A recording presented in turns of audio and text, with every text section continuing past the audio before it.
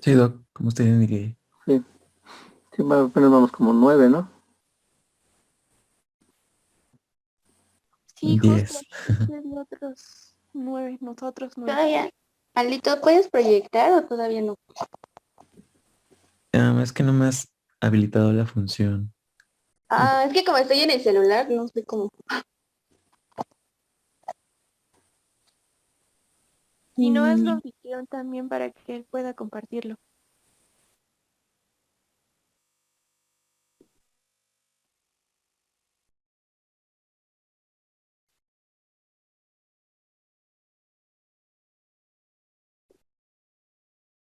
A ver, Alito, intenta. Sí, ya se pudo ahora sí. ¿Sí? Ahí Ah, voy. gracias. Ah, vale.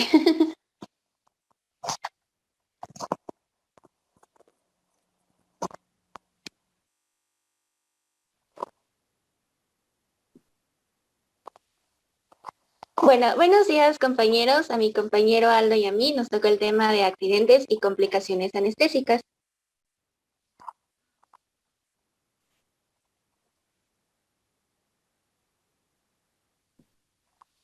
Bueno, la responsabilidad principal del anestesiólogo es proteger y mantener las funciones vitales del paciente dentro de los límites compatibles con la vida, mediante su manipulación y control a minuto. Sin embargo, su trabajo en él, pues van a intervenir múltiples factores provenientes de la interacción con el paciente, con el medio ambiente y con la máquina de anestesia. Entonces, es lógico pensar que de esta multiplicidad de situaciones pueden surgir incidentes y accidentes anestésicos. Siguiente, por favor.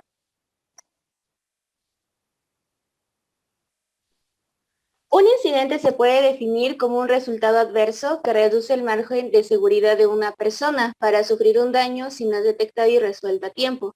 Por otra parte, el accidente es la consecuencia desfavorable que produce un incidente si éste no es detectado y tratado a tiempo o adecuadamente. Es importante considerar una evaluación y evolución de un evento o un incidente que va a tener diferentes fases. Por ejemplo, en el inicio se va a tomar en consideración su magnitud y el umbral perceptivo del anestesiólogo porque van a ser capitales esenciales para el diagnóstico. Durante esa etapa van a existir muchas posibilidades de que pase desapercibido si los elementos de monitoreo van a ser poco sensibles o el médico no se ha planteado que pueda ocurrir. En la percepción, bueno, en esta etapa es perceptible el fenómeno cuando el evento desfavorable impacta los sentidos del observador. Durante el diagnóstico, bueno, en este caso se va a interpretar, identificar, siendo crucial la celeridad con la que se llega a esta, además del tiempo de evolución entre el incidente y el daño orgánico funcional que va a determinar la magnitud del perjuicio.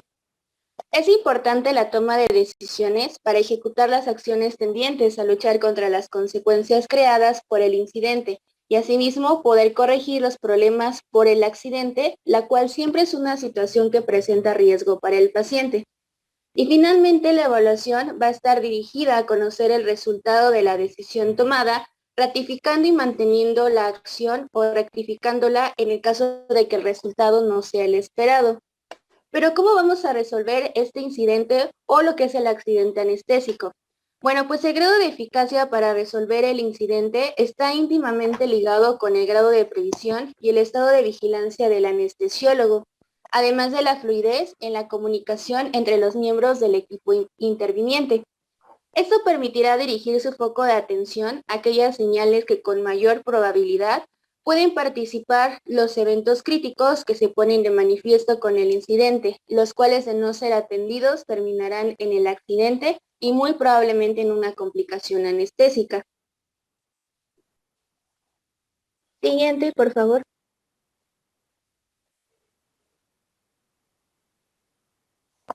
Bueno, en el acto anestésico, bueno, este se puede definir como un sistema donde pueden existir tres atributos básicos que se deben de tener presentes para elaborar las estrategias más adecuadas que lleguen a comprender los riesgos propios del proceso que estamos analizando.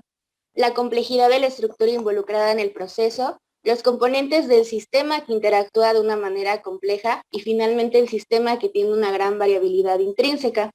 Debido a esto, las interacciones entre los elementos constituyentes del conjunto paciente, anestesia, cirujano, operación, medio asistencial y medio social no son absolutamente predecibles, actuando como verdaderos inductores del error anestésico, causales de los accidentes y o determinantes de la mortalidad anestésica.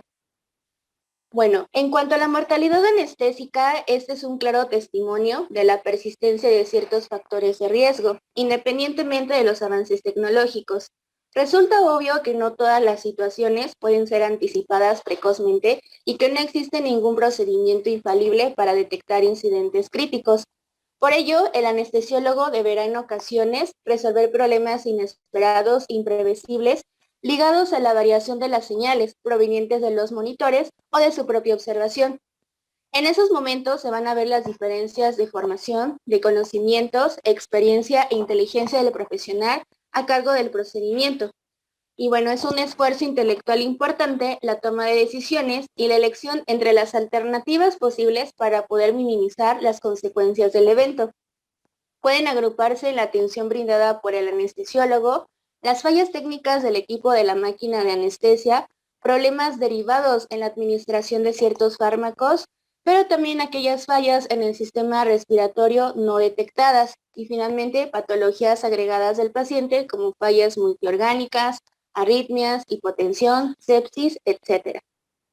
Entonces, mediante esta evaluación, el profesional va a tratar de reconocer, inferir y descubrir el mayor número de factores que pueden participar en el proceso y que pueden influir sobre su marcha o su evolución. Y de acuerdo al resultado de esta evaluación, al conocimiento que tenga sobre su naturaleza y sobre el rol que juega en el fenómeno, le va a permitir adoptar las conductas más apropiadas para prevenir y combatir las contingencias o situaciones indeseables que puedan producirse o derivarse como consecuencia de su presencia o de su acción. Bueno, en cuanto a los factores de riesgo, en anestesiología se pueden definir como la probabilidad de que se produzca un incidente crítico o un accidente como consecuencia de la actividad desarrollada por el anestesiólogo. Entonces, todo factor de riesgo es un predictor, ya que su identificación y el conocimiento de sus consecuencias deberá permitir controlar o anular su acción negativa sobre el desarrollo normal del proceso. Además, hay que recordar que toda cirugía conlleva un riesgo, en tanto supone una agresión a las condiciones químicas y funcionales que van a modificar diversos acontecimientos biológicos del paciente. Y la respuesta orgánica es compleja y general, afectando múltiples funciones orgánicas en grado variable. Por otro lado, existen diversas clasificaciones del riesgo quirúrgico anestésico en función a su origen, a los efectos sobre el paciente y las circunstancias de su presentación. En cada uno de ellos, estas circunstancias van a tener un significado variable desde el punto de vista de su grado de repercusión sobre el enfermo y el accionar médico. Sin embargo, como es comprensible, pues todos los riesgos van a ser importantes para el individuo.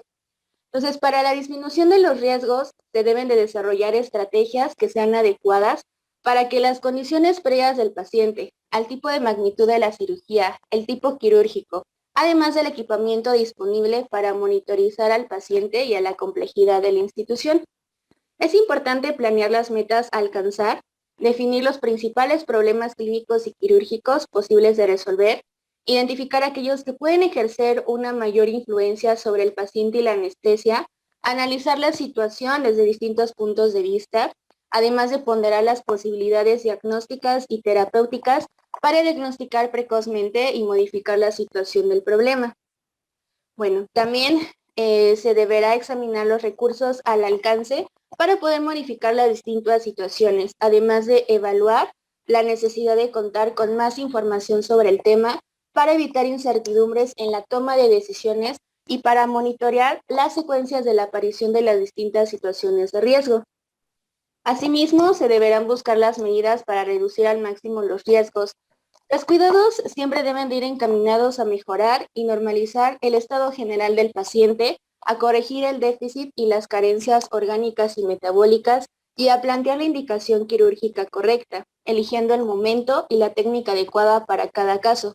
Para ello, pues es necesario conocer la situación general y particular del paciente, teniendo en cuenta los datos de la historia clínica referentes al proceso, responsables de la cirugía y a las enfermedades padecidas o agregadas. Bueno, por otro lado, en cuanto a la valoración del riesgo, bueno, pues este debe de realizarse siguiendo criterios subjetivos y objetivos, como son los efectos locales y sistémicos de la enfermedad, el estado general del enfermo y su estado emocional, el tipo de intervención, la experiencia del equipo quirúrgico y los hallazgos en los estudios complementarios. Siguiente.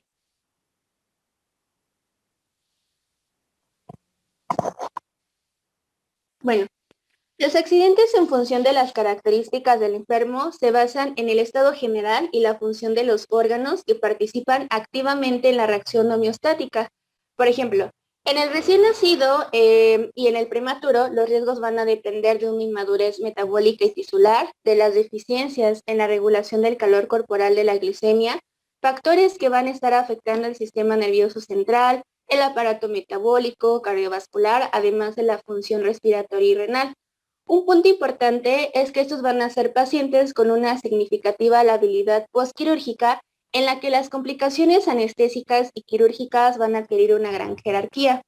Por otra parte, en el paciente geriátrico, además de todo lo anterior mencionado, se va a sumar el deterioro del sistema cardiovascular, del sistema respiratorio y en este caso del sistema nervioso central, además de que van a presentar una elevada incidencia de complicaciones infecciosas, pulmonares y locales como consecuencia de una hipoproteinemia, un déficit de albúmina y la atrofia muscular. También se puede presentar lo que es una falta de depósitos de energía y una frecuente coexistencia de déficit inmunológicos. En el caso de una situación inmunológica, bueno, pues este va a ser un factor de gran importancia pronóstica, ya que la agresión quirúrgica va a producir un descenso de la respuesta inmunitaria, además de que hay una clara relación entre el grado de depresión inmunológica y la morbilidad perioperatoria, especialmente de tipo inflamatorio e infeccioso. En el enfermo cardíaco que se va a someter a una cirugía va a tener un mayor riesgo operatorio que se va a relacionar con una acción depresora de la anestesia sobre el tejido miocárdico y nervioso, sobre las resistencias periféricas y sobre el ritmo cardíaco, especialmente en pacientes con una medicación vascular asociada. Además, la presencia de algunas patologías como cardiopatías congénitas, arritmias, insuficiencia cardíaca congestiva y una hipertensión arterial poco prolongada van a aumentar significativamente los riesgos. Siguiente.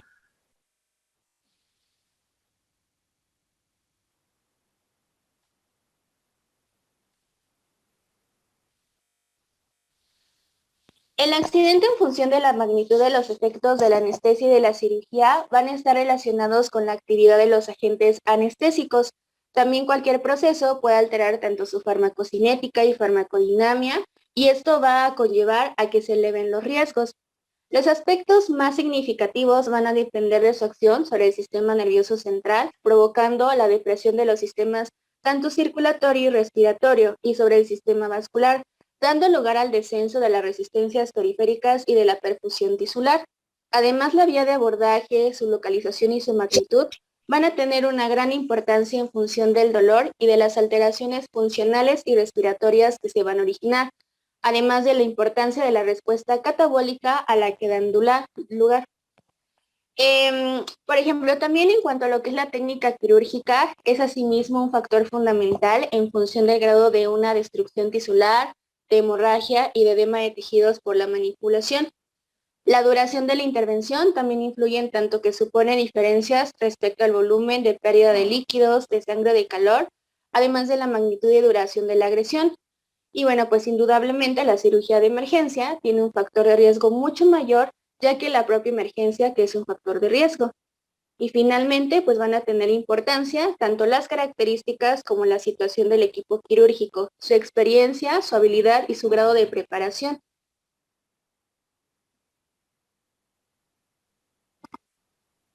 Siguiente.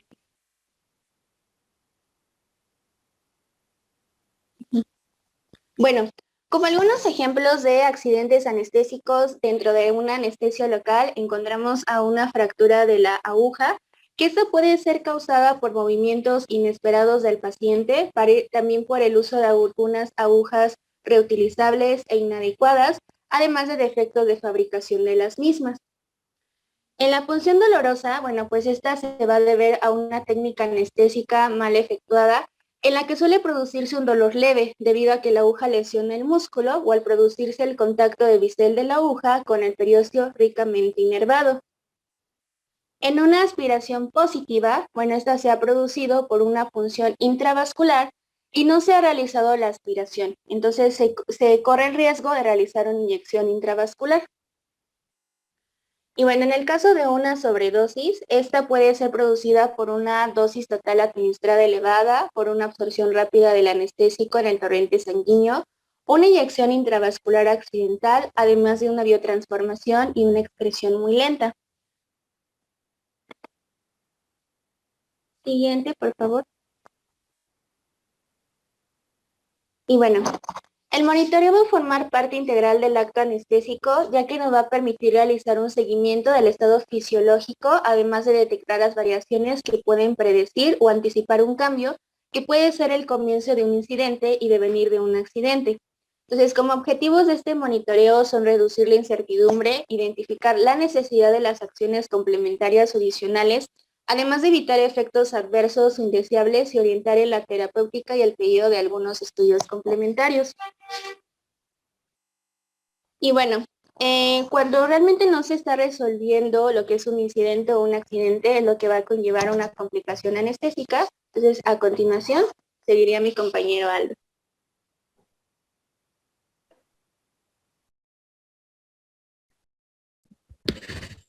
Bueno, vamos a hablar ahora de complicaciones. Justamente todo lo que nos hablaba nuestra compañera es demasiado importante porque va a recaer sobre las complicaciones.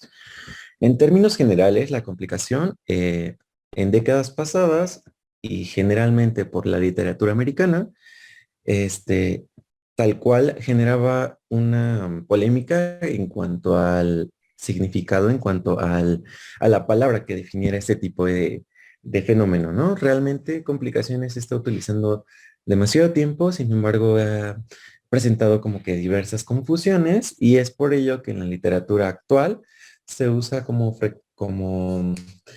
factores de riesgo o como reacciones adversas. Realmente es como que una palabra como sinónima y realmente se está utilizando muy, muy comúnmente. Bueno, pero para entrar dentro del tema, hay que decir que las complicaciones suelen definirse como cualquier acto o efecto indeseado que ocurre minutos, horas, días, semanas e incluso meses. Algunas literaturas dicen que incluso años luego de administrar algún anestésico y o realizar alguna técnica que eh, tenga en cuenta anestesia.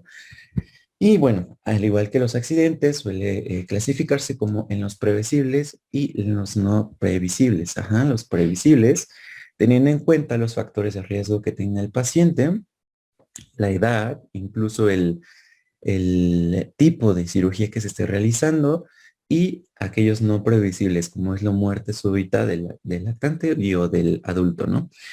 Realmente la complicación en sí va a girar en torno eh, a los tres tiempos en una cirugía, ya sea transoperatorio y o posoperatorio, bueno, más bien, y o posoperatorio. Ajá, realmente este es un acto que no es tan común, puesto que, como bien nos decían, las técnicas que se han estado utilizando justamente en la época moderna en cuanto a la anestesia ha generado que los medicamentos ya no tengan tantos reacciones adversas, ha permitido también que se tenga en cuenta todo este tipo de monitorizaciones que nos mencionaban para poder estar teniendo un mantenimiento en cuanto al riesgo que tiene el paciente, ¿no? De desarrollar alguna, puesto que una complicación también suele definirse como aquel fenómeno que es reversible ante cualquier periodo de la cirugía y que suele corregirse con monitoreo constante. Entonces, en base a esto vamos a tener que justamente eh, la literatura mencionaba que aunque como bien sabemos la mortalidad no es demasiado significativa, tenemos que la tasa de complicaciones es muy, muy frecuente, no simplemente por la mala praxis del intervencionista, ¿no? Sino que es más común, puesto que la población ha tenido una acumulación de enfermedades crónico-degenerativas y esto ha condicionado a que, si bien haya un sinergismo entre ambas cosas, ya sea, y vamos a estar viendo que puede ser sobre una sobreintoxicación, ya sea por una mala administración de la anestesia, no propiamente por el anestésico, más bien por la hipersensibilización al mismo que tuvo anteriormente y que pues este no refirió en la evaluación preanestésica, que es una parte importante que también tenemos que tener en cuenta, puesto que un artículo mencionaba que la evaluación realmente es un acto en el cual va a poder disminuir hasta en un 93% todas las complicaciones que se van a tener y podemos predecir. Realmente, como les decía, el intervencionismo, como bien, también en otro artículo mencionaba que el tiempo y o periodo que tenga la intervención quirúrgica, es decir, entre más tiempo, entre más medicamentos se estén utilizando en el mismo, va a poder predecir que haya hasta por hora un 11.1% en más facilidad de desarrollar una complicación, cosa que es demasiado interesante, ¿no? Y vamos a estar viendo un poquito más adelante también más a fondo y asimismo vamos a tener aquí un cuadrito que es nuevamente referido de un artículo el cual mencionaba que realmente la tasa de complicaciones va a depender dependiendo en el tiempo, en el que se esté generando eh, de acuerdo a la anestesia, ya sea en el periodo de inducción, en el de mantenimiento, en el de deducción y el de cuidados post-anestésicos. Curiosamente, en cada uno de ellos van a diferir diversas complicaciones, como lo vemos aquí. Realmente las complicaciones respiratorias son aquellas que van a estar expresándose más en el periodo inductorio. En el de mantenimiento van a efectuarse más aquellas que tienen que ver con los eventos cardiovasculares. En la deducción tiene más que ver con con el efecto de vías respiratorias altas.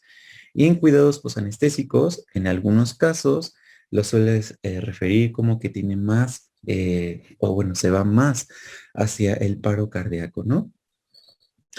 Realmente las lesiones de vía aérea, si hablamos de epidemiología a nivel de toda la población, tanto pediátrica como de pacientes adultos, en la literatura casi toda va a referir con aquellas complicaciones que tienen que ver con la vía aérea, ya sea por justamente las técnicas y praxis que no están siendo bien realizadas y que están condicionados a este tipo de complicaciones. Asimismo, bueno, entre las principales que podemos encontrar es traumatismo dental, lesiones en la articulación temporomandibular, lesiones faringeas, traqueales, perforaciones, broncoaspiración, broncoespasmo y tromboembolismo. Realmente estas complicaciones son muy, muy variadas. Difieren mucho de su origen, algunas recaen sobre otras. Sin embargo, tenemos aquellas que van a ser como que más específicas para poder generar una complicación y un estado hemodinámico más crónico en estos pacientes, puesto que en estos pacientes inicialmente tienden a tener algunos hallazgos significativos dentro del monitoreo que se va a llevar a cabo durante la cirugía y que suelen debutar al finalizar el periodo anestésico y o pueden también existir una vez que el paciente ha estado en cuidados posoperatorios, perdón. Entonces, justamente aquellos pacientes que tengan factores de riesgo como una intubación endotraqueal previa, aquellos pacientes que hayan tenido una patología referente a esta vía anteriormente, no más de 6 meses, y aquellos que tengan un predicador de la misma, pues van a ser mucho más predisponentes, hasta 9 veces más común que pueda desarrollar una patología a la misma, ¿no? Entre los principales patologías que suelen verse son el síndrome de hiperventilación, ajá, puede desarrollarse una hipoventilación, puede desarrollarse crisis agudas de asma en paciente que ya se conocía con asma, puede desarrollar lipotimia y puede desarrollar síncope vasopresor. El síncope vasopresor es una entidad muy poco conocida, muy poco desarrollada en este tipo de pacientes. Sin embargo, pues con el uso conjuntamente de hipnóticos, sedantes y otro medicamento que se tenga en cuenta en crisis cardíacas, pues suele condicionar a que este suela en un 95% desarrollarse en ese tipo de pacientes.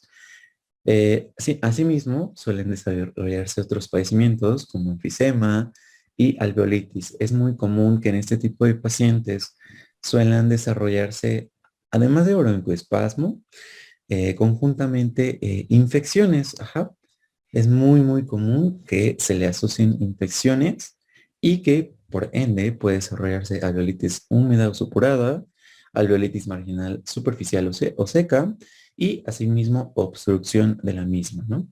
Y también suele estarse desarrollando por ende hipoxemia y asimismo hipotermia.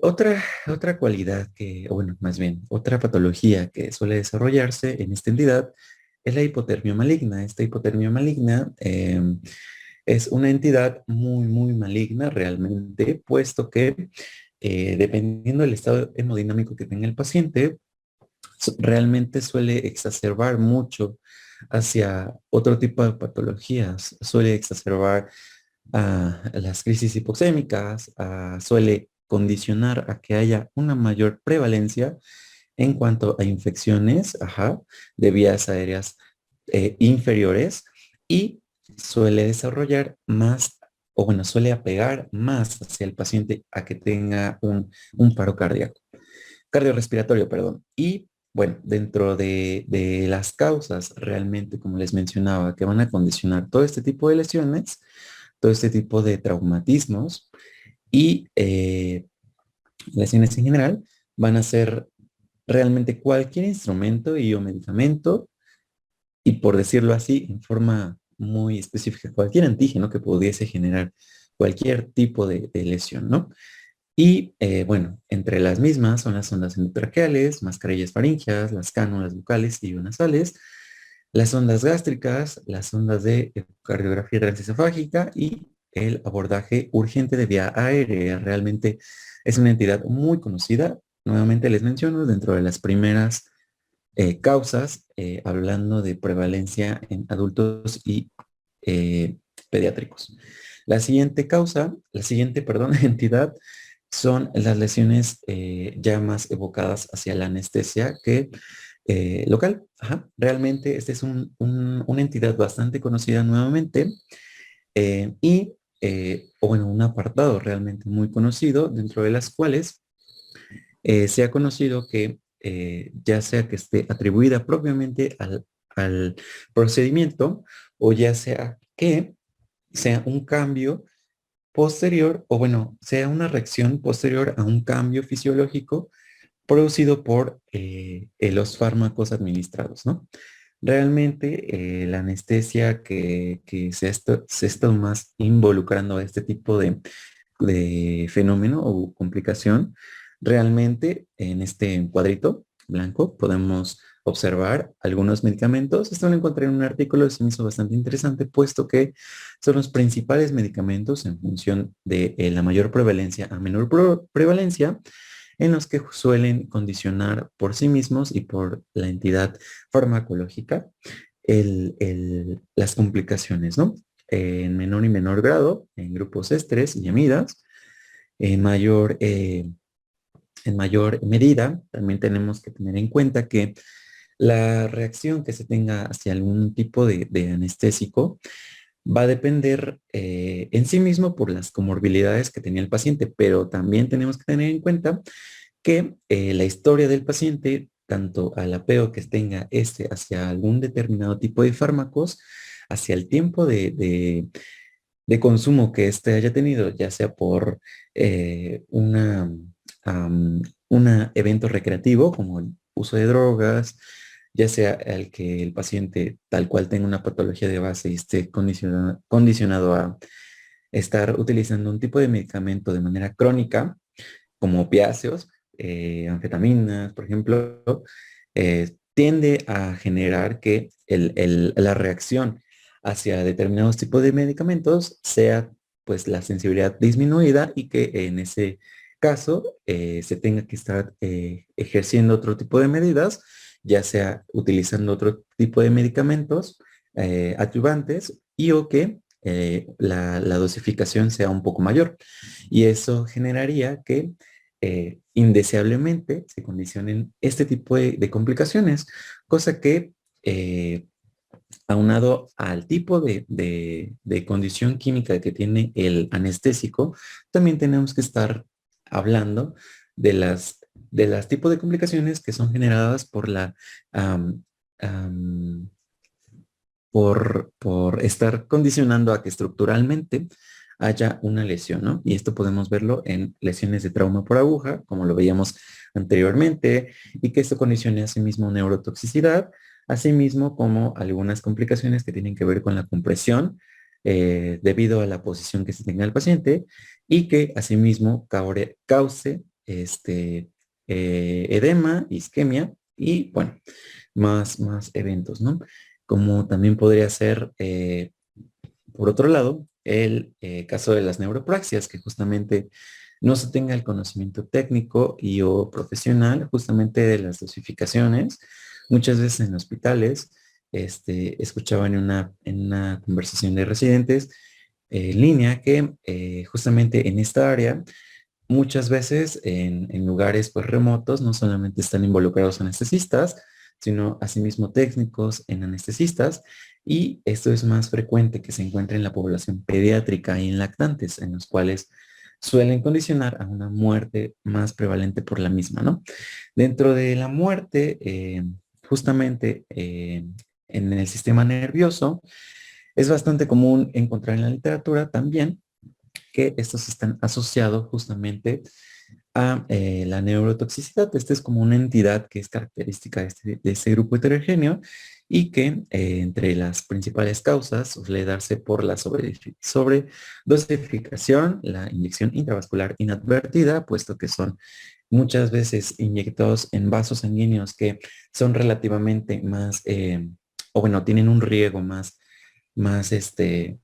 con una facilidad de generar una concentración sistémica más rápido y asimismo como el descuido que se tenga en el acto intraoperatorio por no estar monitorizando al paciente continuamente y asimismo por la mala praxis, ¿no?, que se tiene en cuenta.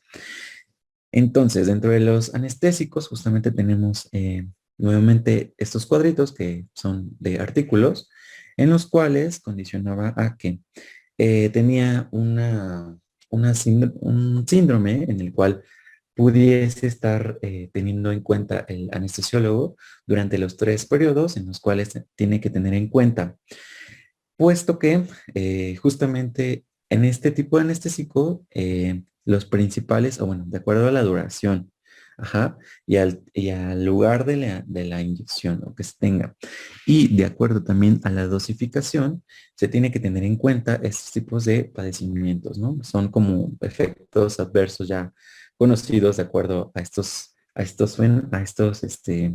variantes, y que entre los principales, pues tenemos el adormecimiento o bueno, pareces de lengua y boca, alteraciones sensoriales y de la conducta. Muchas veces decía que inicialmente puede que el paciente tenga una hiperexacerbación del sistema nervioso, en lo cual podría pues condicionar a que el paciente esté hablando de manera adecuada, rápidamente, puede estar reaccionando violentamente, ajá.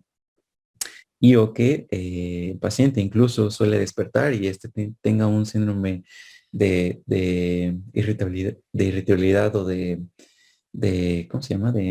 O bueno, de exaltación, pues, y que posteriormente suele como deprimirse. Ajá, entonces, bueno, también suelen asociarse contracciones musculares, estado de inconsciencia, convulsiones generalizadas, falla respiratoria, toxicidad cardiovascular y finalmente llegar al paro cardíaco, ¿no? Lo que se decía, deprimirse del sistema nervioso central.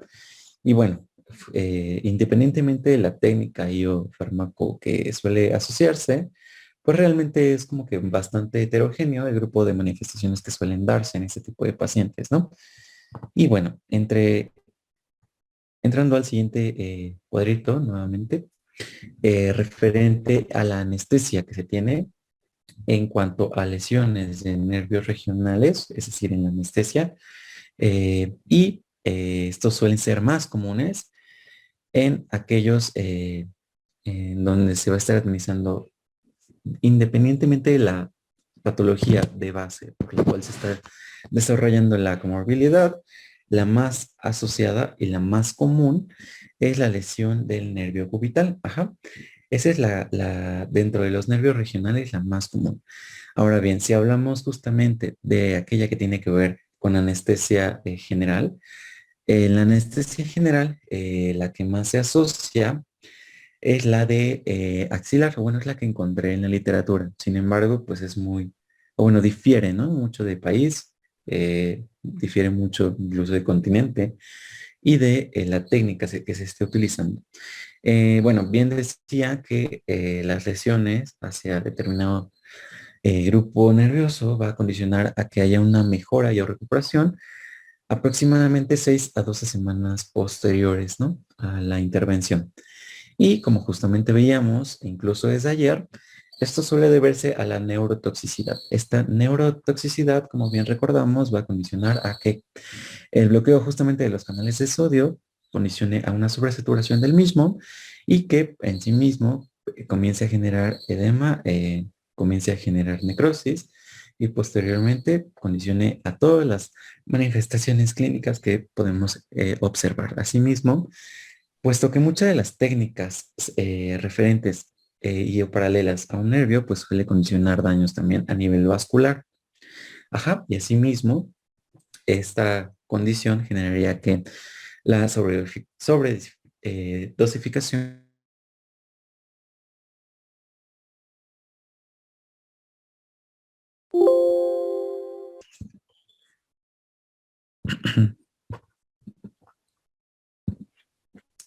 Listo, entonces vamos a continuar.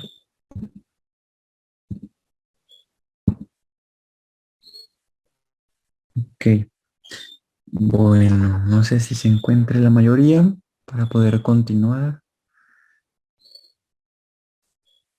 No, son 11.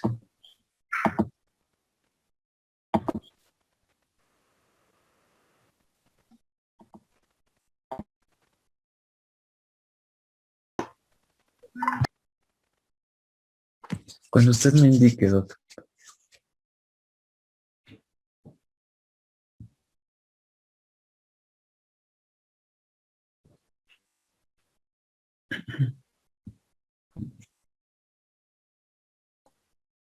Continuamos, Alan.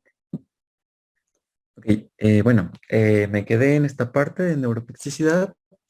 Como bien les mencionaba, el daño puede ser asimismo por una técnica, una mala praxis, puesto que casi siempre nervio está acompañado con vaso en algunas porciones y que puede condicionar generalmente esta sobredosificación muchas veces y los principales órganos a los que están expuestos este tipo de condiciones es a nivel cardíaco, a nivel respiratorio y a nivel renal. Son los principales órganos que pueden condicionar una alteración, ¿no? Posterior a esto.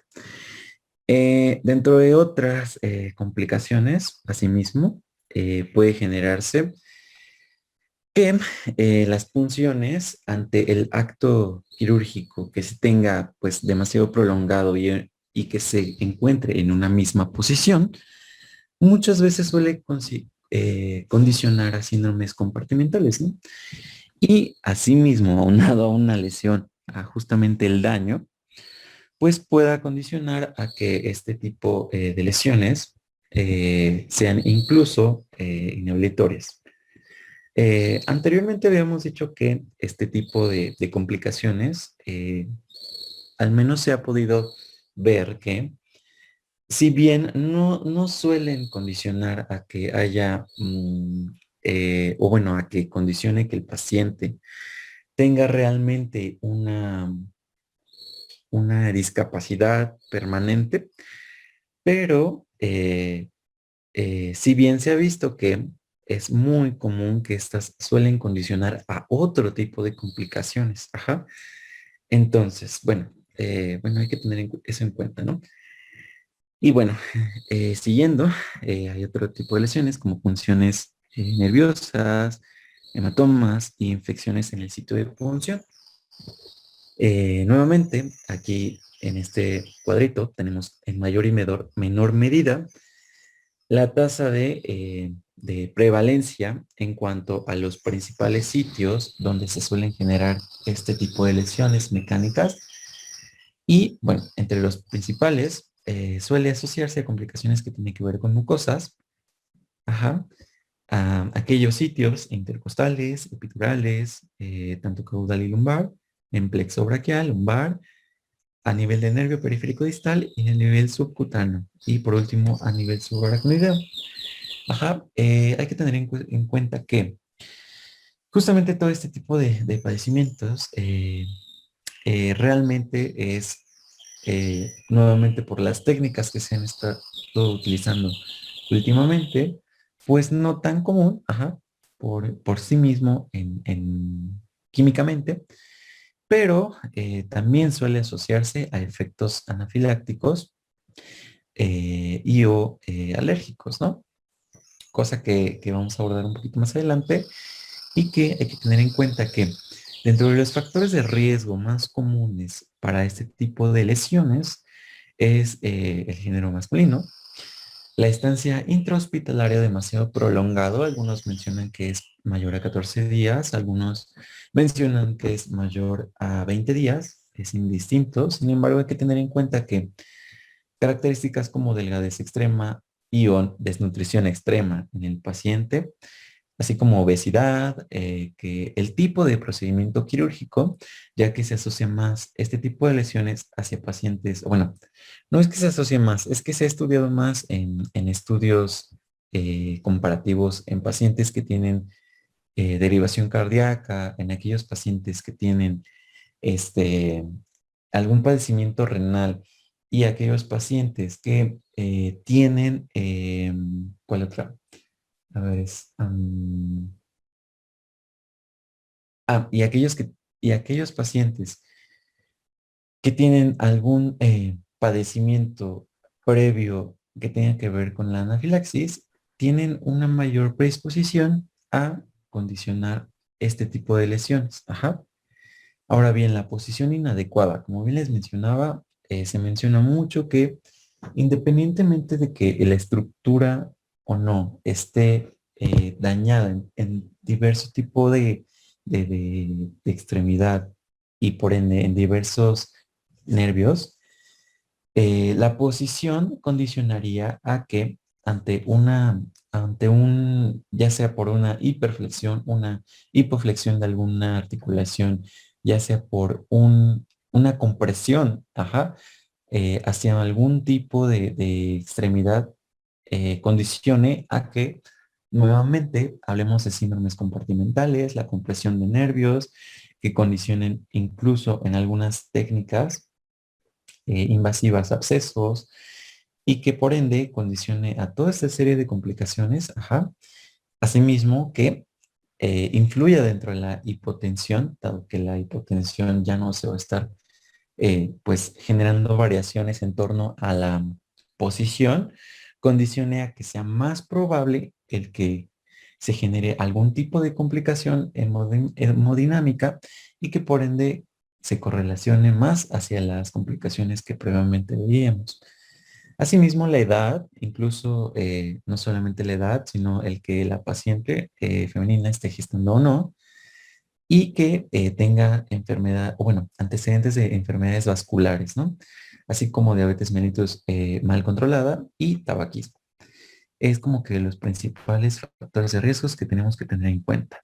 Ahora bien, esta tablita me pareció demasiado interesante, puesto que son justamente en base a la posición que tenga el paciente en el momento de la operación, eh, las principales complicaciones, ¿no? Dependientes si está en el cúbito dorsal o ventral, por ejemplo, embolia gaseosa, si tiene posición supina o Trendelenburg, alopecia, en fin, en cualquier posición que ustedes tiendan a asociar al momento operatorio, son algunas de las complicaciones más frecuentes dentro de las mismas. Y bueno, esto es básicamente para que lo puedan revisar en casa más detenidamente, pero sin embargo hay que tenerlo en cuenta, ¿no? Puesto que la posición va a condicionar a que el riego sanguíneo pueda estar siendo más rico en algunas áreas y que por ende el riego y la condición respiratoria, perdón, puede estarse manteniendo de forma pues constante o no, y asimismo incluso en el que se pueda desarrollar un evento no deseado como el paro, puede estar en base a estas dos premisas pues determinado, ¿no?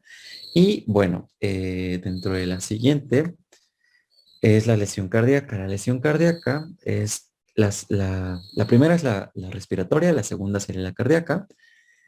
Y bueno, esto suele asociarse más hacia pacientes que tienen una edad promedio de 36 años, es decir, en pacientes jóvenes, y generalmente en pacientes que tienen un ASA 1 o 2, y asimismo en pacientes que se ha realizado algún tipo de bloqueo en niveles altos, ¿no?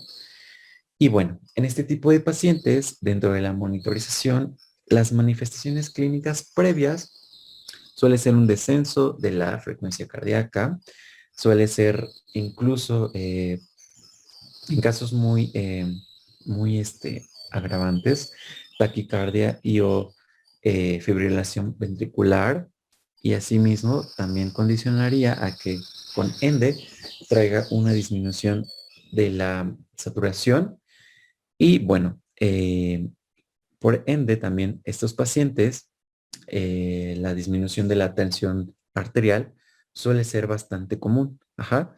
Respecto a las cifras normales, decae un 20%, pero realmente este tipo de pacientes, eh, el, que el anestesiólogo se dé cuenta dentro de esta monitorización, pues realmente el efecto remanente no es tan relevante.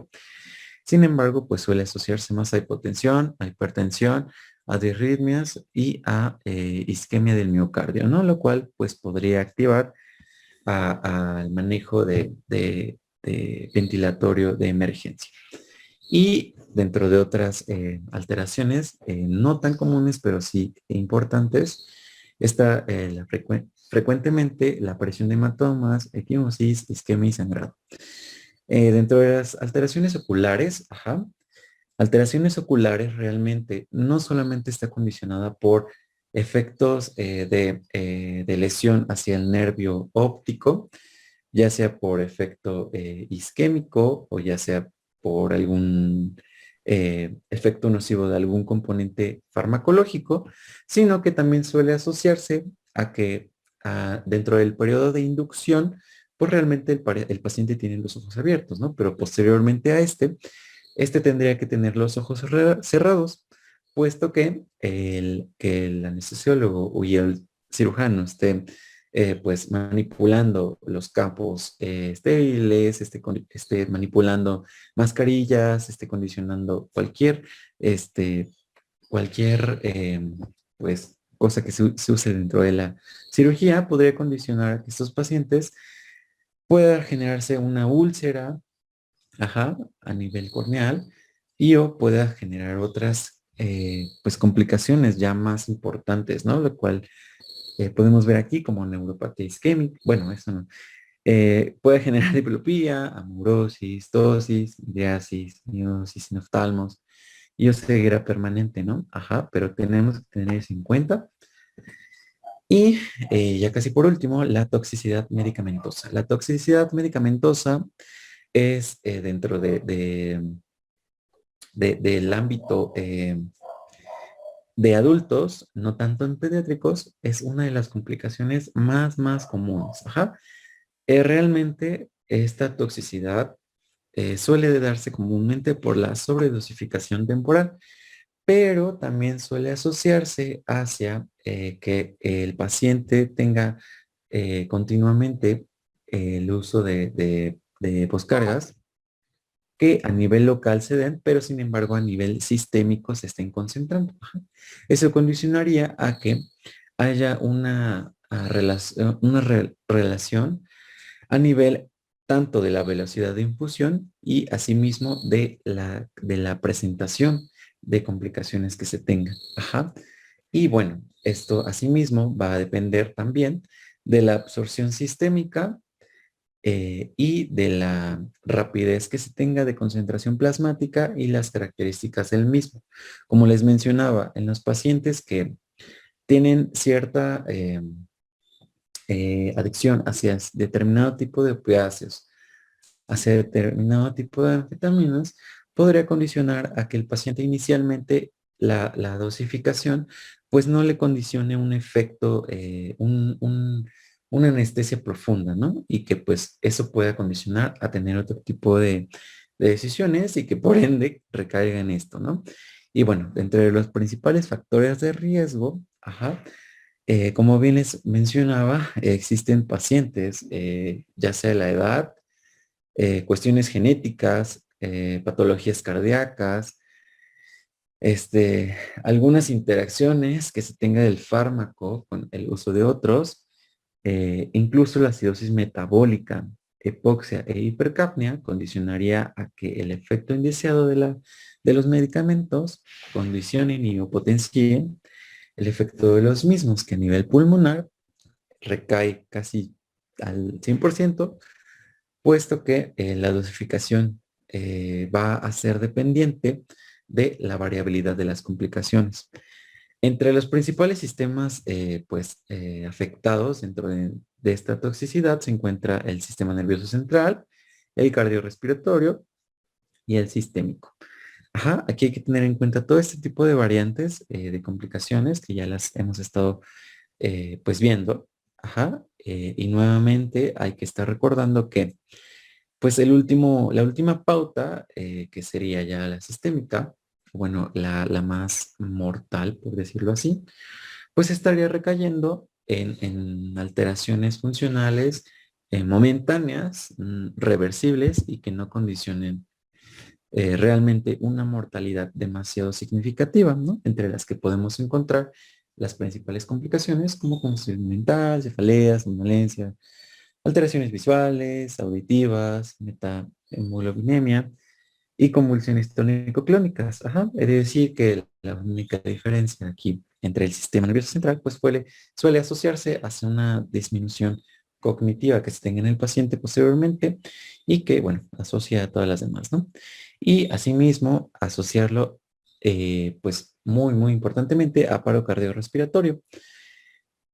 Y bueno, dentro de las condiciones hemodinámicas en el sistema cardiorrespiratorio, pues tenemos las principales, que es taquicardia, hipertensión, disminución de contracción minuto, vasodilataciones periféricas, hipotensiones, bradicardias sinusales y asimismo otro tipo de eventos, ¿no? Como asistolia en último caso. Y bien, en cuanto a la anestesia general, realmente en la literatura no es como que asocie bastante a este tipo de fenómenos, pero sin embargo, pues sí suelen existir. Y como los principales que se suelen asociar son aquellos que suelen estar entre el periodo intraoperatorio y aquellos en la fase de recuperación anestésica. Ajá. Aquí nada más lo importante y cabe destacar que Los que se encuentran en el periodo intraoperatorio son semejantes a los anteriormente vistos. Y bueno, aquí dentro de los principales, depresión respiratoria, hipercapnia, salivación y secreción respiratoria excesiva, arritmias, asistolias, descensos de la presión arterial, aspiración de contenido gástrico ya no es tan evidente, puesto que se han utilizado aparatos que justamente evitan este tipo de contenciones y que aspiran este tipo de contenidos. Y bueno, otra condición sería la percepción y recuerdo desagradable del acto quirúrgico. Generalmente la tasa de frecuencia en este tipo de complicación realmente es del 0.4 al 0.6%. Realmente suele asociarse más al género femenino, suele asociarse más hacia pacientes que la inducción fue pues relativamente un poco más complicada y que pues el mantenimiento, aunque el paciente no tiende a tener efectos en cuanto a reflejos, ni tampoco efectos que tengan que ver con el dolor, pues si bien suelen recordar a veces, muchas veces en el despertar intraoperatorio, ¿no? Cosa que en el ámbito médico legal y en el ámbito psicológico propio del paciente, pues tiende a condicionar una disminución de la recuperación posoperatoria, puesto que pues inicialmente genera ansiedad y posteriormente genera el síndrome de estrés postraumático.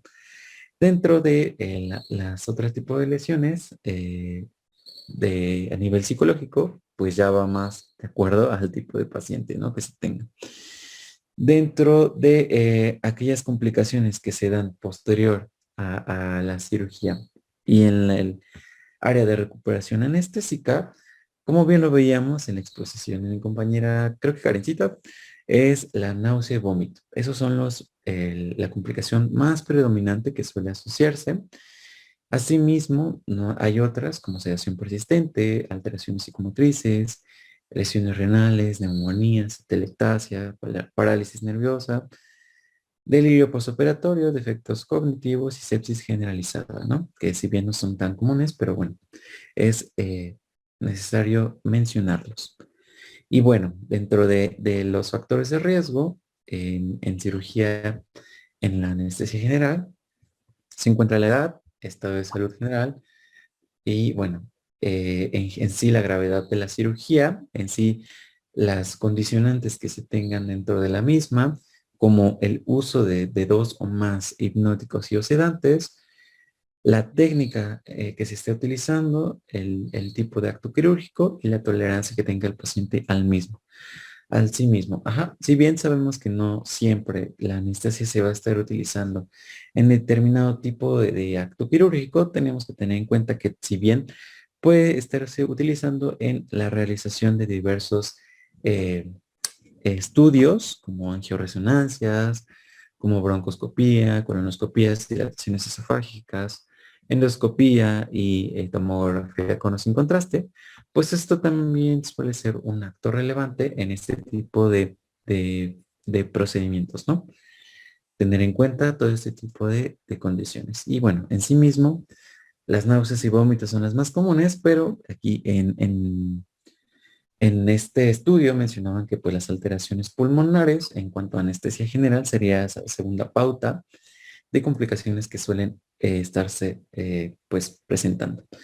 Ahora bien, dentro de otros tipos de condiciones que si bien pueden condicionarse por efectos tóxicos y otros por no efectos tóxicos.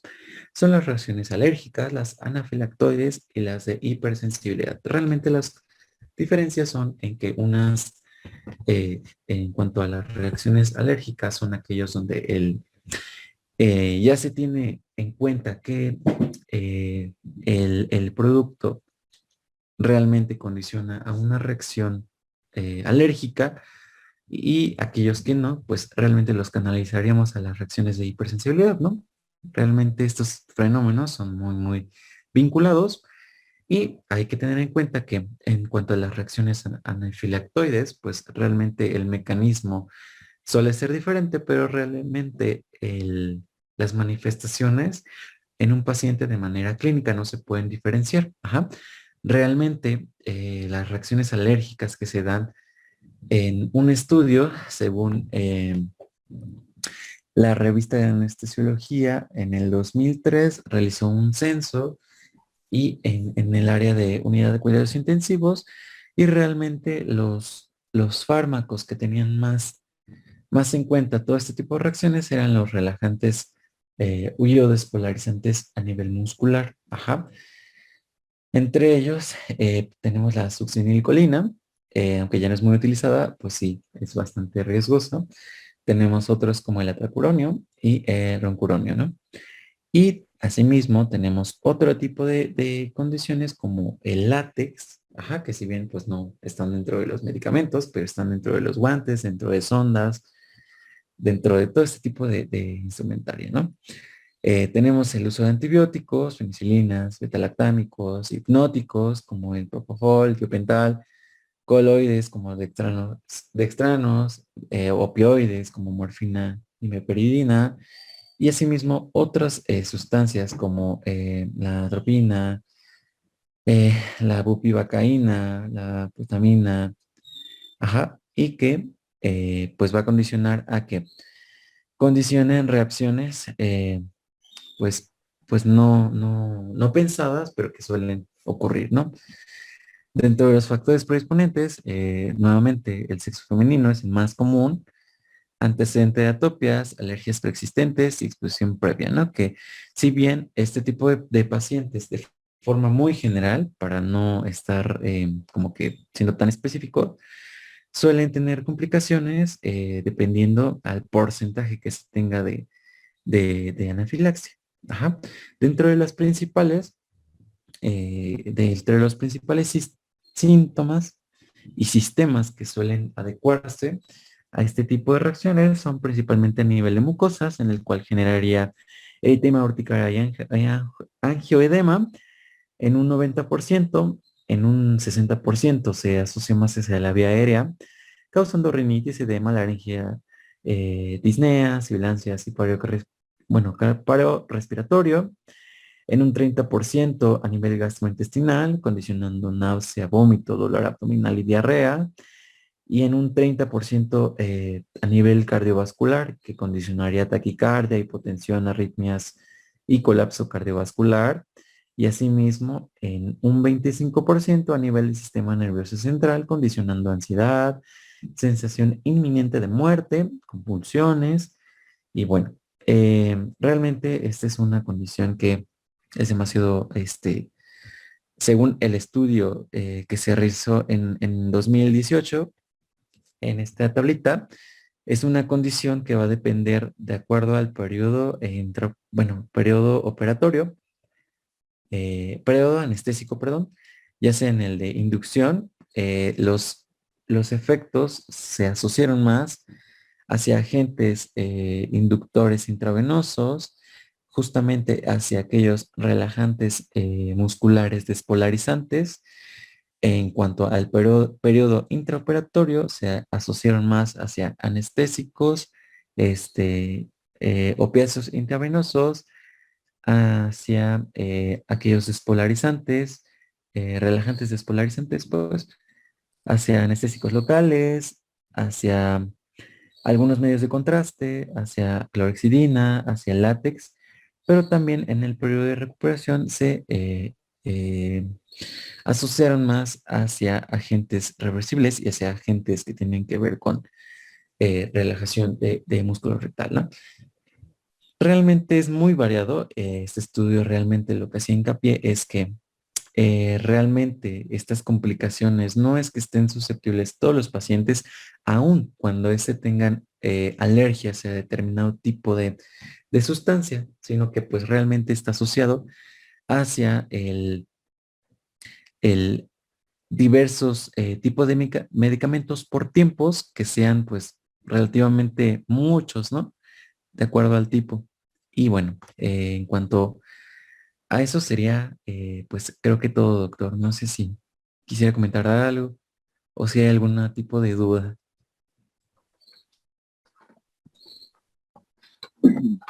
Bueno, pues pueden ver ustedes en la presentación que acaban de hacer, existen infinidad de situaciones en las que por un lado, la experiencia del anestesiólogo y por otro lado, pues todos los factores inherentes al paciente. Son situaciones que se van presentando día con día y muchos de ellos son predecibles o se pueden prevenir. Se puede prevenir el incidente. Podemos irnos, por ejemplo, desde que recibimos al paciente, cuál es su hábitus exterior, ¿sí? Qué patología es por la que está en el quirófano, eh, y ya empezamos a tener problemas desde que lo colocamos en la mesa de cirugía, ¿sí? En la mesa de cirugía el paciente debe estar cómodo, ¿sí? Debemos, en algunos libros hay un apartado que se llama fisiología de la postura. Esto quiere decir que debemos de poner a nuestro paciente lo más cómodo posible en la mesa de cirugía. Pacientes, ya lo mencionaban, niños y adultos mayores, eh, debemos de tener mucho cuidado con ellos. En el adulto mayor, sobre todo, eh, si cursan, por ejemplo, con un problema de circulación, como por ejemplo los diabéticos, que hay alteraciones en la microcirculación, si va a ser una cirugía prolongada y no protegemos todas las salientes óseas, sí, podemos tener incluso hasta problemas de necrosis en esos sitios. Otros pacientes, como por ejemplo el paciente que va a ser sometido a cirugía de columna, la posición de decúbito ventral que va a tener, si no protegemos bien todos los igualmente salientes óseas y en ellos los ojos, entre todo lo que debemos de tener cuidado. Se reportó por ahí un caso de un paciente que tuvo alteraciones visuales porque no tuvo una buena protección de los ojos. La misma posición, pues el globo ocular va a tender a caer, ¿sí? Por la misma gravedad. Entonces, la elongación del nervio óptico, pues nos puede dar problemas, incluso hasta de ceguera, ¿sí? Entonces, son a veces pequeños detalles que si se pasan por alto pueden causarle al paciente grandes problemas. Y todos los días se presenta un incidente o algún accidente, pero que en un momento no van a causar un daño importante en el paciente y en otros sí. Por ejemplo, y el día de ayer me presentan un paciente con un diagnóstico de una hernia inguinal encarcerada, ¿sí? Y posiblemente oclusión intestinal. Ya el paciente traía su sonda nasogástrica. Todo paciente que llega con sonda nasogástrica hay que hacerle una aspiración previa a través de la misma. Pues aquí ya iba al paciente en la mesa de cirugía, le hago la aspiración a través de la sonda nasogástrica. No obtengo gran cantidad de contenido gastrobiliar y procedo a la inducción. Pues ya hago mi inducción, lo estoy ventilando, ya le doy tiempo a que el relajante muscular actúe, me dispongo a intubarlo, coloco la sonda endotraqueal en su lugar inflo el globito y en ese momento se presenta una regurgitación del paciente, ¿sí? Abundante.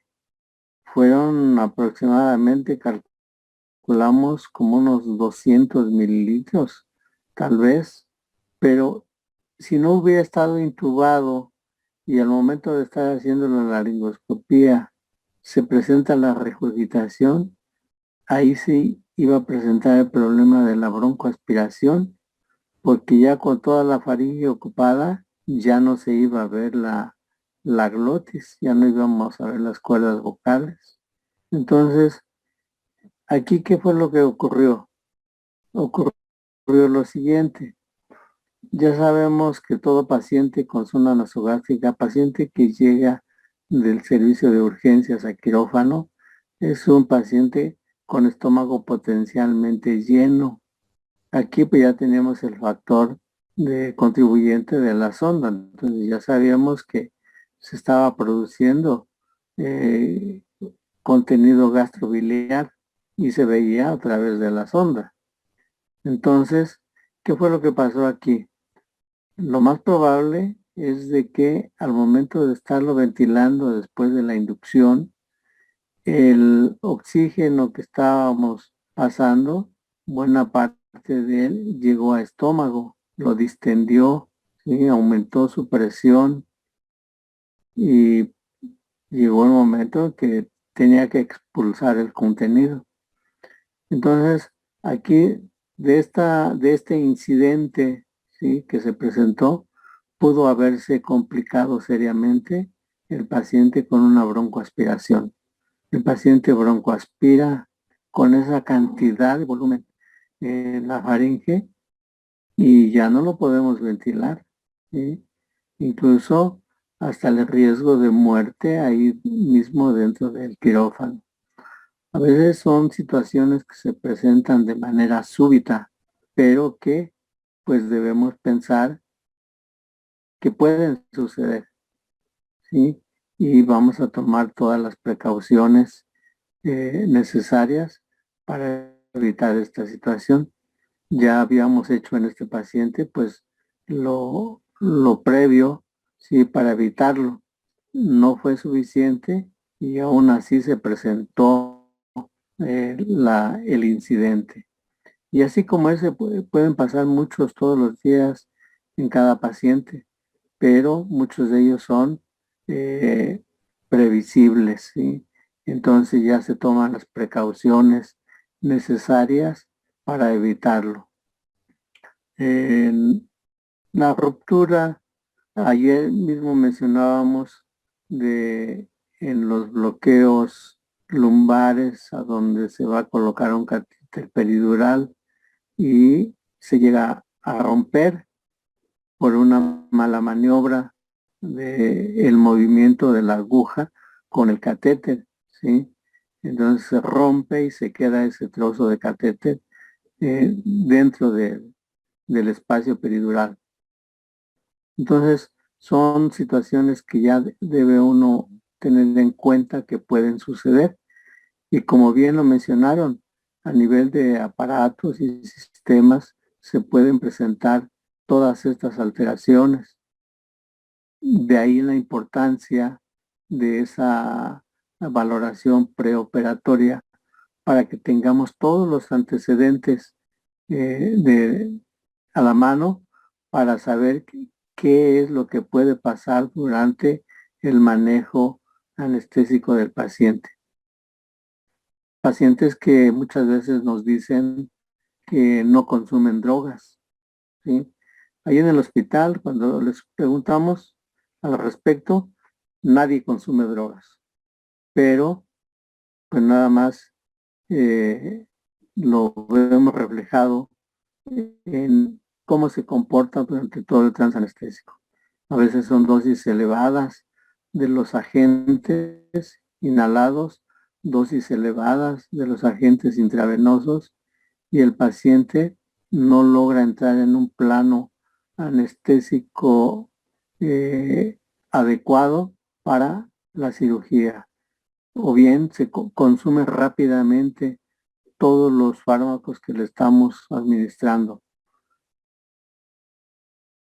Claro, el paciente en estas situaciones no está con dolor ni nada, pero es difícil mantenerlo en un plano anestésico quirúrgico adecuado, ¿sí?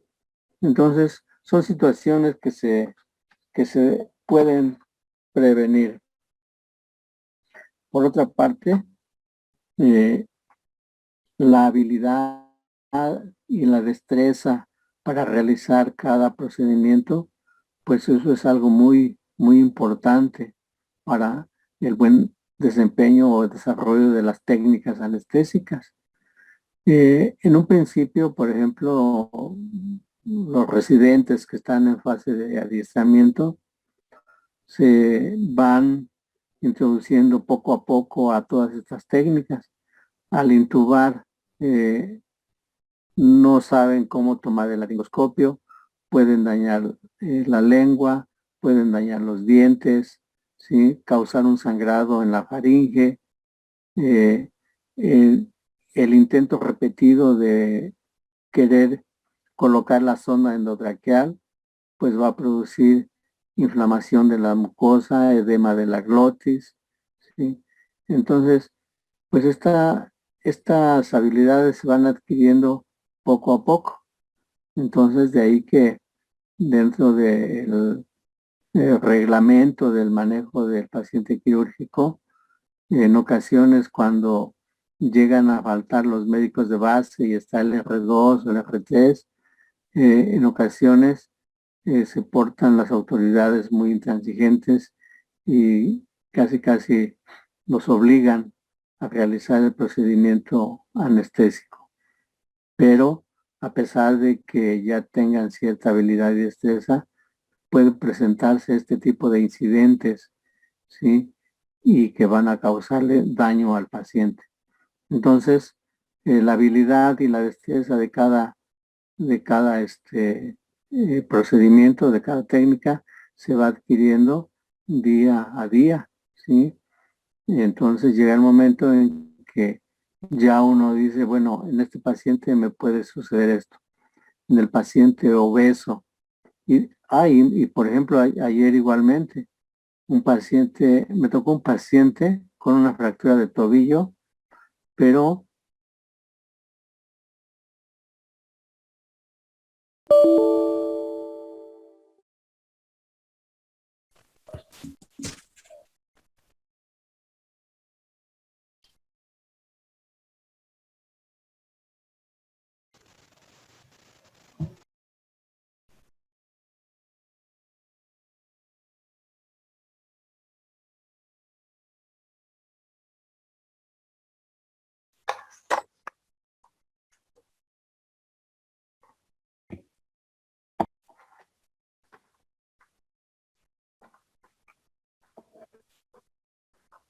bien, entonces comentábamos acerca de pues todas estas situaciones que se pueden presentar. Alguna otra, por ejemplo, y es muy común que suceda, afortunadamente, el paciente no tiene consecuencias. Por ejemplo, en las cirugías de vesícula, donde el brazo derecho del paciente pues está extendido sobre la bracera de la mesa. Y como es un espacio muy estrecho, pues luego el residente, el ayudante, tiene que estar a la altura del brazo del paciente, pero poco a poco lo empieza a empujar hacia arriba. Entonces aquí el riesgo de una elongación del plexo braquial pues está latente y por consiguiente causar daño a ese nivel. Y así se van presentando situaciones que, que finalmente pueden causarle algún daño al paciente. En cuanto a otras situaciones, por ejemplo, el manejo de líquidos del paciente, debemos saber pues cuál es el diagnóstico, cuál es la función renal, para saber si puede manejar bien esos líquidos, la función cardíaca, llegan a presentarse situaciones a veces de una sobrecarga de líquidos y el paciente al momento de despertarlo encontramos que tiene un edema agudo de pulmón. Entonces, son situaciones, como vuelvo a repetir, que debemos estar pendientes el día a día en el manejo de cada paciente quirúrgico. Cada uno de ellos tiene sus características especiales que nos van a decir dónde debemos de tener cuidado para evitarnos alguna complicación, algún incidente o accidente, ¿sí? Eh, ¿Alguna pregunta?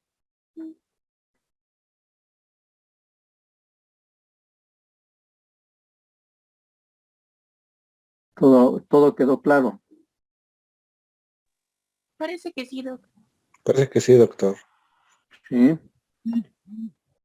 Y amén de que en el cuadro que nos presentaba el compañero, por ejemplo, los momentos en que se pueden presentar estas situaciones, como vieron ahí en el cuadro, el índice de broncoespasmo o alteraciones de la vía superior tienen un porcentaje muy elevado, ¿sí? Esto, bueno, pues ya seguramente el, el cuadro que nos presentó, pues no sé qué población haya sido, pero pues sí es un porcentaje muy alto. Entonces, ahí es a donde se va a demostrar la habilidad y destreza del anestesiólogo para poder resolver todas estas situaciones. Y como les digo, cada paciente es especial.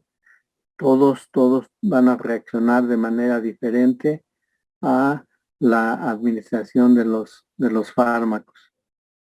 Y no se diga, pues, a la habilidad que debe tener el personal que está manejando a estos pacientes. Y de ahí que mencionábamos, por ejemplo, que la morbimortalidad por anestesia es prácticamente cero, ¿sí? Cuando menos en el hospital donde me desempeño. Y claro, para eso existen las estadísticas, ¿no? Y ya se menciona la morbimortalidad en, perdón, en determinado porcentaje. Pero bueno, pues esto es algo inherente a la práctica de la anestesiología. Pero sí, debemos de tener cuidado con todas las técnicas, la administración de los fármacos, la dosificación, porque todo esto cuando se llega a presentar un accidente y que el paciente llega a tener consecuencias graves, desde incapacidades hasta, hasta la muerte. Entonces, todo esto, acuérdense que lo vimos al principio en los aspectos médico-legales de la anestesiología.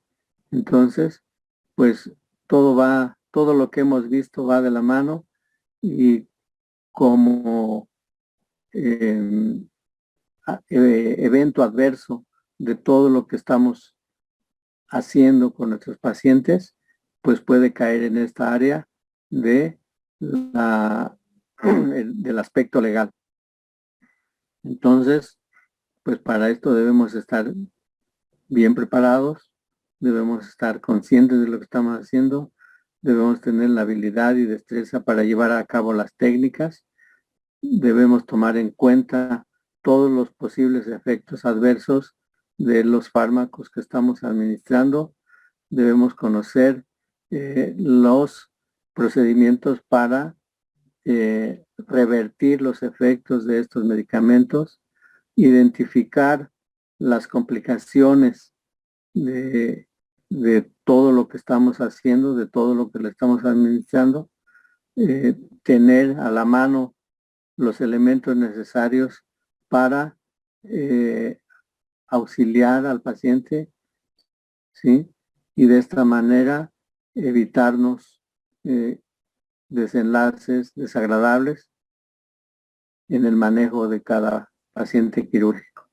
Entonces, pues es una gran responsabilidad del anestesiólogo al aplicar o al administrar una técnica anestésica, porque, decíamos, cada paciente va a responder de manera individual, ¿sí?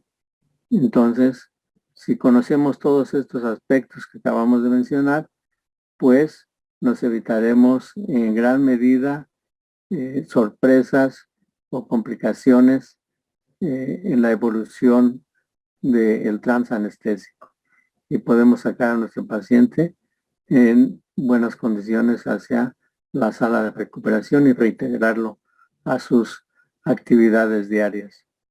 Si no, de otra manera, existirán pues complicaciones serias que a veces, les digo así, son daños permanentes. Por ejemplo, en los pacientes que tienen alguna perforación de dura madre, lesiones nerviosas, quedan parestesias, sobre todo en el área del nervio femoral, del cutáneo peroneo, y a veces las pacientes lo exageran. Cuando estuve a cargo del servicio en la ginecotesis de la raza, había algunas demandas, por ejemplo, de una paciente que argumentaba que no podía caminar. Y para esto, pues a veces hay dentro de estas situaciones pacientes fingidores de las lesiones. Y aquí lo que a esta paciente pues se le mandaron a hacer todos los estudios necesarios para ver si efectivamente había daño en el sitio que ella mencionaba. Y así pasó el tiempo, y de acuerdo a lo que decía la paciente, pues llegó el momento en que se sospechó que pues no estaba diciendo la verdad respecto a cómo se sentía. Entonces, pues aquí ya como en las series de televisión, ¿no? Del cine, pues ya se investigó a la paciente, incluso se le vigiló durante algunos días cuáles eran sus actividades, y se llegó a descubrir que la paciente salía de su casa normal, ¿sí? Caminando normal, subiendo escaleras normal, ninguna molestia aparente. Pero cuando se presentaba en las citas que había en el jurídico, ¿sí?, de la institución, llegaba con bastón, llegaba simulando arrastrar la pierna, ¿sí? Manifestando dolor. Entonces, pues aquí, entre los daños que se llegan a producir al paciente, pues hay que, afortunadamente, pues hay todos los métodos para poder determinar si efectivamente se causó ese daño, ¿sí? Entonces aquí, después de todo este tiempo que se estuvo vigilando a esta paciente, pues ya no procedió su demanda, ¿verdad? Y así, como ella, puede haber muchos pacientes, pero hay otros que donde efectivamente pues la lesión sí se llegó a presentar. Entonces, pues esto ya compete a otras instancias el determinar si hubo daño o no. Cuando suceden estos incidentes, estos accidentes, se manda el expediente a otras unidades para que se emita una opinión técnica, ¿sí?, de lo que sucedió. Entonces ya se hace la revisión de este expediente por parte de otros anestesiólogos, y ya ellos emiten su opinión al respecto, y de ahí ya se toma una decisión de qué es lo que va a proceder con esa demanda. Y claro, todo esto pues ya lo tienen todos las gentes del jurídico, y si esto ya llegó a un caso de demanda civil o de demanda penal, bueno, pues ya el juez en un momento dado ya tendrá todos los elementos necesarios para emitir su dictamen. Y así es como se manejan todos estos incidentes que se presentan en los pacientes. Entonces, como pueden ver, pues es toda una serie de eventos que se van a presentar en el manejo de un paciente, que pueden trascender hasta fuera del hospital, ¿sí? Entonces, situaciones muy delicadas, muy graves, o situaciones que se pueden resolver ahí mismo en el quirófano y que no trascienden en la evolución de nuestro paciente, ¿sí? Y el ejemplo claro, pues, es, por ejemplo, lo que les acabo de mencionar, ¿no? De este paciente que prescrito ayer. Y el otro paciente que tuve ayer, un paciente con una fractura de tobillo, obeso, nada más 180 kilos de peso, ¿sí? Entonces ahí ¿qué es lo que necesitábamos ahí? Pues esa habilidad y esa destreza para colocar o para instalar el bloqueo espinal.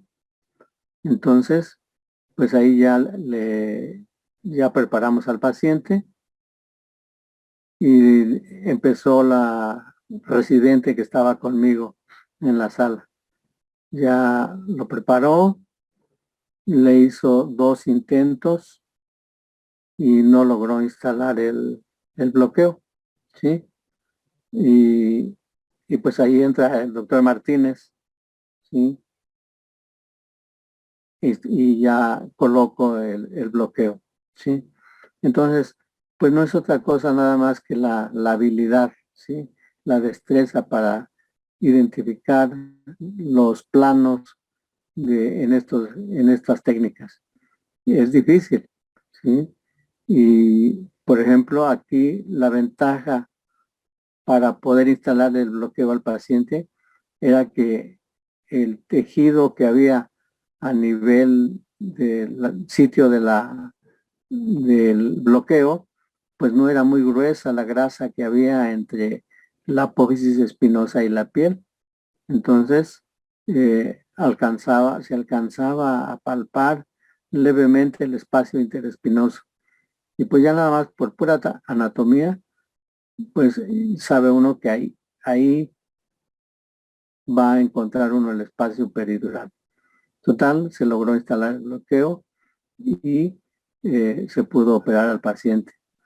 Porque si no, de la obesidad tan extrema que tenía el paciente, un cuello muy grueso, la cabeza y no, más bien no se veía el cuello, ¿sí? Eran dos, valga la expresión, dos pelotitas pegadas, ¿no? Tórax y cuello. Entonces hubiera sido una intubación en verdad difícil, ¿sí? Ventilar a ese paciente hubiera sido muy complicado. Que finalmente, con las maniobras que sabemos para hacerlo, podríamos haberlo hecho. Pero bueno, afortunadamente la cirugía a la que se sometió se podía manejar con anestesia regional. Y de esta manera, pues, lograr hacer la cirugía. Pero así, estos incidentes, estos pacientes, todos los días nos ponen, por decirlo así, nos ponen a prueba, ¿sí? De qué es lo que hacemos, cómo lo hacemos, para evitarnos alguna complicación o algún problema. Bien. ¿Algún comentario, alguna pregunta?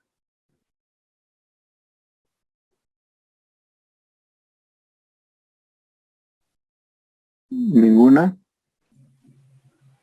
Profe, y referente justamente a esto que comenta, a los pacientes que son obesos y que no hay como oportunidad de optar por anestesia local, qué es lo que se puede hacer? Bueno, pues te digo, hay que intubarlos. Y te digo, afortunadamente contamos con algunos aditamentos, un video laringoscopio, las guías, hay algunas técnicas de inducción, por ejemplo, intubar al paciente despierto prácticamente, pero ya con analgesia en la vía aérea. Se les pone, por ejemplo, cuando se hace la intubación despierto, se les pone un sedante, midazolam, se les pone fentanil, el fentanil para que, como analgésico, para que nos tolere el paso de la hoja del laringoscopio en su boca. Se les va poniendo spray en la faringe, ¿sí? Y de esta manera pues logramos hacer una inducción con el paciente despierto, ¿sí? Y ya una vez que lo colocamos el tubo endotraqueal, pues ya tenemos listo, por ejemplo, el propofol, o tiopental, etomidato, o ketamina, qué sé yo, para dormirlo inmediatamente, ¿sí? Y ya se le inicia el agente halogenado. Entonces, te digo, hay formas para intubarlos. Que es una intubación muy, muy difícil por alguna lesión cervical y todo eso.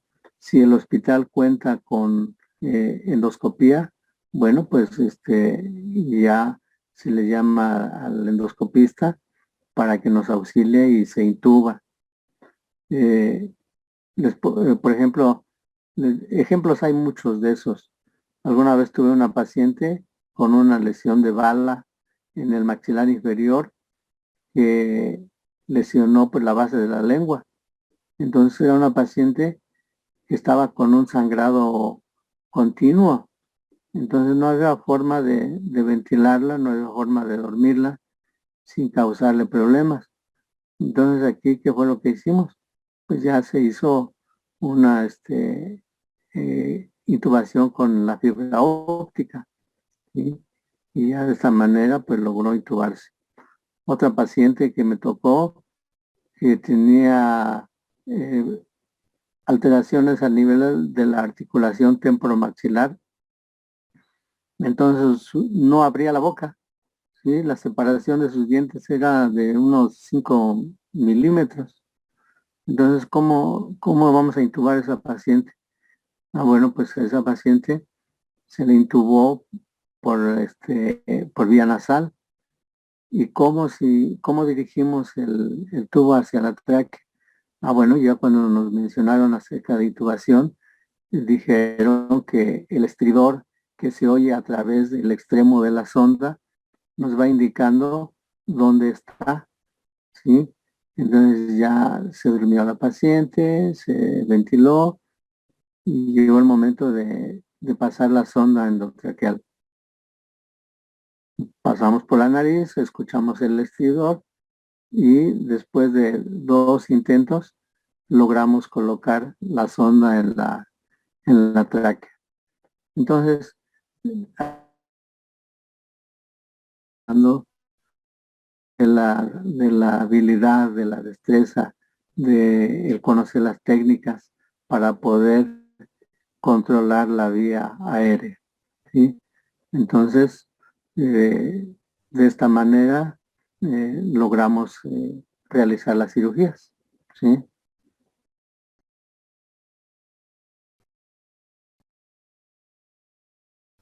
Mm, sí, sí quedó claro. Sí, sí, sí, sí, totalmente. Ok. Gracias. Y te digo, y así como eso, pues se pueden presentar infinidad de casos, ¿no?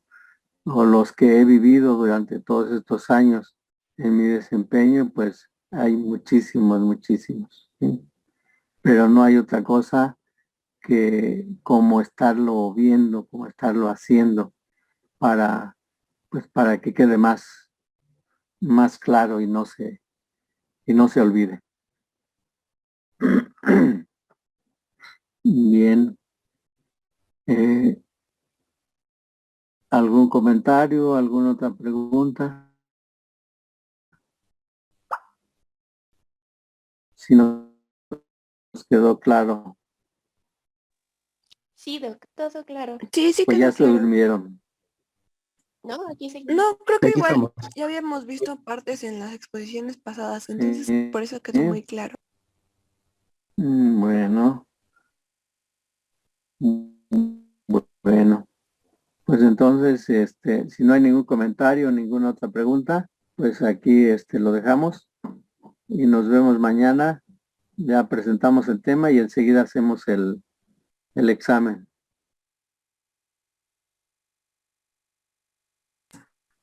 ¿De Sí, acuerdo? doctor. Ahí sí. Está bien, Doc. Esas risitas nerviosas.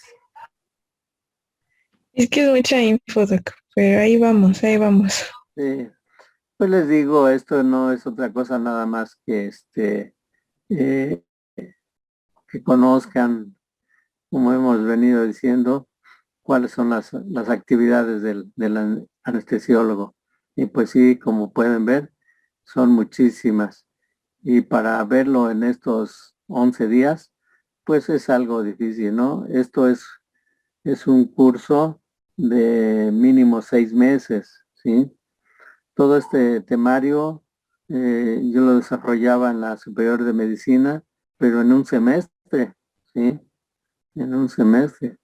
Entonces, pues no, yo me quedaría conforme con que tuvieran una idea clara de cuál es la función del anestesiólogo en el manejo de estos pacientes, ¿sí?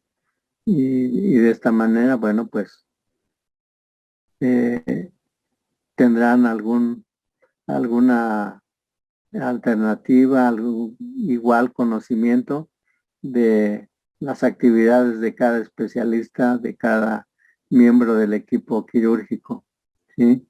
A lo mejor con todas las materias que van viendo, ustedes dicen, pues yo quiero ser cirujano, yo quiero ser anestesiólogo, yo quiero ser cirujano plástico y neurocirujano.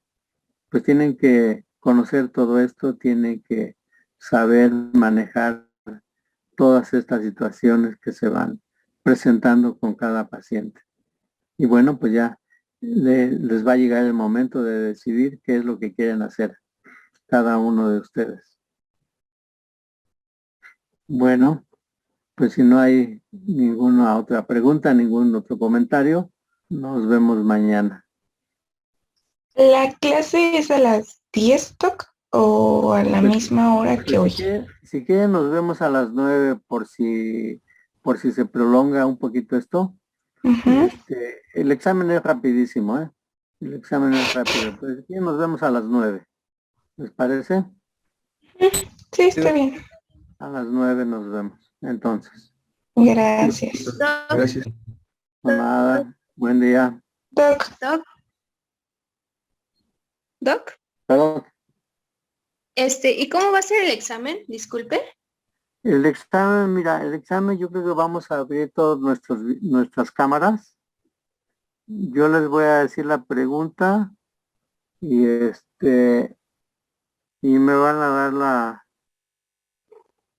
van a hacer la respuesta y luego me la envían cada uno. O sea, nos vamos por ejemplo, yo les digo la pregunta número 1, les voy a dar las alternativas de respuesta y ustedes me van a poner 1A, 1B, 1C, qué sé yo, de acuerdo a la respuesta. Y así el 2 igual. Entonces me van a mandar su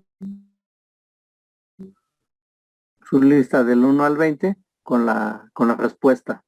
¿De acuerdo? ¿Sí me Ok, entienden? doctor.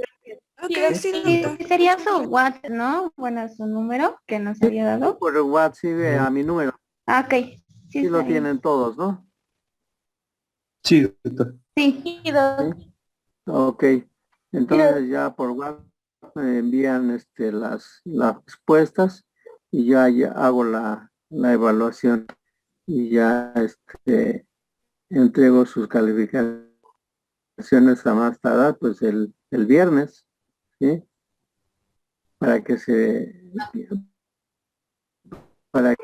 quiten que no estén angustiados. Y si quieren les envío a la doctora Negrete, le envío las calificaciones, pero ya que las comente con ustedes. Sí, doc. Y está bien, doctor. Sí, Doc, está bien. Doc, yo tengo una pregunta. Sí, dime. ¿Dio porcentajes o no puse atención al principio? Porcentajes de... Por ejemplo, ¿cuánto va a valer el examen? ¿El 100% examen o las exposiciones No, o algo bueno, así? pues mira, todas las exposiciones, ¿no? Y pues tengo que tomar en cuenta todo eso y el examen, ¿no? Las dos cosas hay que combinarlas. ¿Sí? Ok, Me sí, parece doctor. bien, Doc. Muchas gracias. Bueno, muy bien. Entonces nos vemos mañana. Sí, Sí, doctor. Sí, nos Doc, vemos está mañana. bien, hasta Doctor, hasta mañana. mañana. Muchas gracias. Doc, gracias. Hasta luego, buen día. Adiós.